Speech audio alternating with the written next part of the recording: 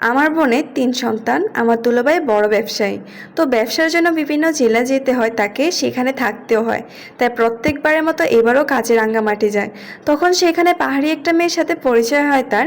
মেয়ে হয়েও মেয়েটার রূপের প্রশংসা করতে বাধ্য হলাম আমি, কারণ মেয়েটা পরীর মতো সুন্দর। আমার দুলাভাইয়ের নাম আনিস। বয়স তখন ৪০। কিন্তু সুন্দর পর্সে হ্যান্ডসাম দেখতে, কেউ দেখে বলবে না ওনার বয়স ৪০ বছর। ওইদিকে আমার বোন ইতুর বয়স ৩০। ৩টে বাচ্চা হয়ে চেহারার মলিন ও মোটা হয়ে গেছে। তবুও দুইজনের মধ্যে ভালোবাসার কোনো কমতি ছিল না। কিন্তু আমার বোনের সব কমতি চোখে পড়ে ওই মেয়েটা দুলাভাইয়ের জীবনে আসার পর। তখন দোলাভাই কেমন যেন হয়ে যায়। আপাকে দুই চোখে দেখতে পারে না, বাড়িতে থাকতে চায় না, থাকলেও ফোন নিয়ে ব্যস্ত। আপা কিছু সন্দেহ করলেও তো আবার জড়ালো হয়। আগে আমার দুলাভাই ওই মেয়েটাকে দ্বিতীয় বিয়ে করে বাড়িতে নিয়ে আসে। তখন আমরা জানতে পারি অনেকদিন ধরে তাদের পরকীয়া প্রেম চলছিল। ওই মেয়েটাকে বাড়িতে আনার পর আপা ঝামেলা করতে চাইলেও পারে না, কারণ দুলাভাই নতুন বউ বলতে পাগল। এইদিকে ৩ সন্তানের মুখের দিকে তাকিয়ে আপাও সব মেনে নেয়। কিন্তু মেনে নিয়ে সতীনের সংসার করা কি এত সহজ? নিজের সাজানো সংসার অন্যের হাতে তুলে দেওয়া কি এত সোজা? না, কোনোটাই সহজ নয়। তাই আপাও তা মেনে নিতে না পেরে এক পর্যায়ে ওই মেয়ের সাথে বড় আপুর ঝামেলা হয়। আবার বড় আপু আমাদের বাড়ি পাঠিয়ে দেয়। তারপর কোর্টেও আপিল করে ডিভোর্সের। কিছুদিন পর আপুকে ডিভোর্স দিয়ে দেয়। মোহরানা সহ আর সন্তানদের জন্য মাসে মাসে টাকা পাঠায়, কিন্তু কখনো দেখতে আসে না। এরপর বেশ কিছুদিন পর শুনলাম দুলাভাইয়ের দ্বিতীয় বউ নাকি মা হতে চলেছে, এবং দুলাভাই নাকি তার তৃতীয় স্ত্রীর নামে অনেক জায়গায় জমি লিখে দিয়েছে। এতেই শেষ না, বউয়ের বাচ্চা হওয়ার খবর পাওয়ার পর থেকে দুলাভাই আপা আর তার বাচ্চাদের সাথে সব সম্পর্ক শেষ করে দেয়। কোনো খোঁজ খবর নেয় না, বাচ্চাদেরও খরচ পাঠায় না। এদিকে আমার নিম্নবিত্ত পরিবার, বাবার ছোট একটা মুদির দোকান আছে, তাতে যা রোজগার তা দিয়ে কোনোভাবে আমাদের চলে না। আমাদের বাচ্চাদের পড়াশোনাও বন্ধ হয়ে যায়। এক পর্যায়ে আপা আবারও কোর্টে আপিল করে, আবার কেস শুরু হয়। কিন্তু এইদিকে আমাদের কাছে কেস চালানোর মতো কোনো টাকাই নেই। আগের বারগুলোতে ধার দেনা করে কেস চালানো হয়েছিল, তারপর আবার দেনমোহরের ১ লাখ টাকা দিয়ে সেই সব ধার দেনা শোধ করা হয়েছিল। কিন্তু এইবার কোনোভাবেই ধার পাওয়া গেল না। অবশেষে টাকার অভাবে কেস বন্ধ হয়ে গেল। দুলাভাইও বেঁচে গেল, কিন্তু দুনিয়ার আদালতে বেচলো, আল্লাহর আদালতে কিভাবে বাঁচবেন তিনি, সেই বিচারের আশায় বুক পাতলো আপা। আপার এরকম করুণ অবস্থা আমার বাবা সহ্য করতে পারে না। বরাবরে আপা ছিলেন বাবার প্রাণ। আপার যখন সুখের সংসার ছিল, এইভাবে আমাদের সুখ ছিল। আর এখন অভাব অশান্তি ছাড়া আমাদের সংসারে কিছুই নেই। তবে বাবা বেশি দিন এইসব সহ্য করতে পারলেন না। একদিন দোকান থেকে বাড়ি ফিরে মায়ের থেকে পানি চায়। মা ঘর থেকে পানি এনে দেখে বাবা মাটিতে জ্ঞান হারিয়ে পড়ে আছে। মায়ের চিৎকার শুনে আমরা দৌড়ে মায়ের কাছে আসি। এসে দেখি বাবা নিচে পড়ে আছে। তখনই তাড়াতাড়ি সরকারি হাসপাতালে নিয়ে যাই। ডাক্তার বলে বাবার হার্ট অ্যাটাক হয়েছে।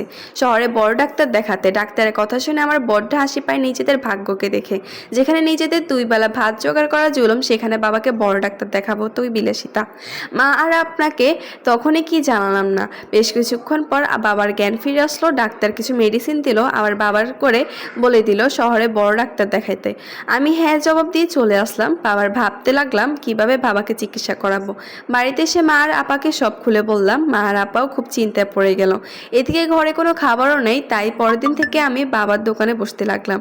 একত্রে মেয়েদের তার উপরে বসে ইন্টারমিডিয়েট পরীক্ষা দিয়েছি। বয়স্কয়াম দেখতেও ঠিকঠাক। আমাকে দোকানে বসা দেখে লোকজন ভালো নজরে দেখলো না, তবুও কোনো উপায় না পেয়ে আমি আর আপার বড় ছেলে আর আপার দোকানে বসি। বলে রাখি, আপনার বড় ছেলের বয়স ১০ বছর আর মেজো ছেলের বয়স ৫ বছর আর ছোট মেয়ে ১ বছরের। দুলাভাই আগে ছেলে মেয়ে বললে পাগল ছিল, কিন্তু ভাগ্যের কি পরিহাস, আজ তার ছেলে মেয়ের কথা মনেও পড়ে না। তবে কথায় বলে না, ভাগ্য একবার টেনে গেলে আর ফিরে না, আমাদের কপাল ও তেমন। দিন দিন বাবার শরীর খারাপ হতে লাগলো। তারপর একদিন রাতে আমাদের ২ বোনকে খুব কাঁদালো আর বললেন, মা, ইতু আর সেতু, আমাকে ক্ষমা করিস। আমি স্বামী হিসেবে ব্যর্থ ছিলাম, এখন বাবা হিসেবেও ব্যর্থ। আমি থেকেও আমার বড় মেয়ের সাথে অন্যায়ের বিচার করতে পারলাম না, কিন্তু উপরওয়ালার কাছে বিচার দিয়ে গেলাম। দেখি শুনি কখনো এই আনিসকে ভালো রাখবেন না। আপা বাবাকে বললেন, না বাবা, তোমার কোনো দোষ নেই, প্লিজ তুমি এসব বইলো না, তুমি বেস্ট বাবা। কত বাবা আছে যাতে সামর্থ্য থাকা সত্ত্বেও মেয়ের পাশে দাঁড়ায় না, তুমি তো তাও নিজে সব দিয়ে আমাদের পাশে থেকেছো। আমি আপার কথা শুনে বাবাকে বললাম, বাবা তুমি এসব চিন্তা বাদ দাও তো, তুমি আবার আরাম করো।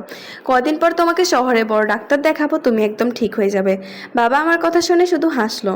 পরের দিন সকালে ঘুম থেকে উঠে বাবার ওষুধ আবার খাবার নিয়ে বাবার কাছে গিয়ে বাবাকে ডাকলাম, কিন্তু কিন্তু বাবার কোনো সাড়া শব্দ নেই। বাবার গায়ে হাত দিয়ে দেখলাম একেবারে ঠান্ডা। আমি চিৎকার করে কেঁদে উঠলাম। মা আর আপা রান্নাঘর থেকে দৌড়ে আসলেন। মা আমাকে বললেন, কি হয়েছে সেতু, কাঁদছিস কেন? আমি বেশিক্ষণ চুপ থেকে বললাম, মা বাবা আর নেই। মা চিৎকার দিয়ে জ্ঞান হারালেন। ধীরে ধীরে লোক জানাজানি হলো। একে একে বাবাকে ধোয়ানো হলো, তারপর কাফনের কাপড় পরিয়ে এইভাবে 2 দিন কেটে গেল। ঘরে খাবার নেই, যত কষ্টে হোক, পেটের খিদে তো আর কোনো কষ্ট মানে না। তারপর বাড়ির বাচ্চা আছে 3টে, তাই সবার কথা ভেবে আমি আর আরাফাত দোকানে বসলাম। তারপর সন্ধ্যার সময় বাজার থেকে চাল ডাল কিনে আমি আর আরাফাত বাড়ি ফিরছিলাম। হঠাৎ রাস্তায় একটা লোকের সাথে ধাক্কা লেগে যায়। আমি ওনার থেকে দ্রুত ক্ষমা চাই। তখন এই লোকটার চোখে চোখ পড়ে। লোকটা এলাকার মেম্বারের জামাই।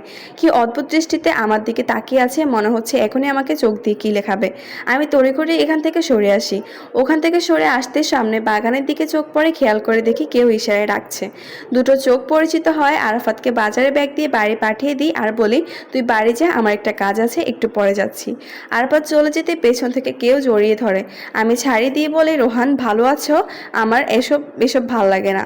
রোহান এলাকার বড় ব্যবসায়ীর ছেলে, ওর সাথে রিলেশন 2 বছরের।